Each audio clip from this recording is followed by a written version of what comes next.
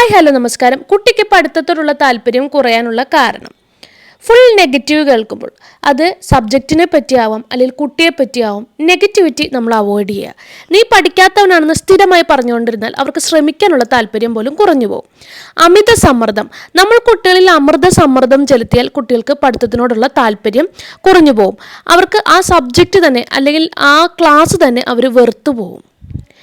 Third one, മാർഗനിർദ്ദേശത്തിൻ്റെ കുറവ്.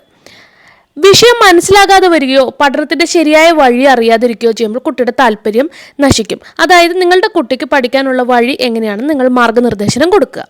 ടീച്ചേഴ്സുമായുള്ള പ്രശ്നം, ചില വിഷയങ്ങളോട് മാത്രം താല്പര്യക്കുറവുണ്ടെങ്കിൽ നിങ്ങൾ തീർച്ചയായും ആ ടീച്ചറുമായി സംസാരിക്കണം.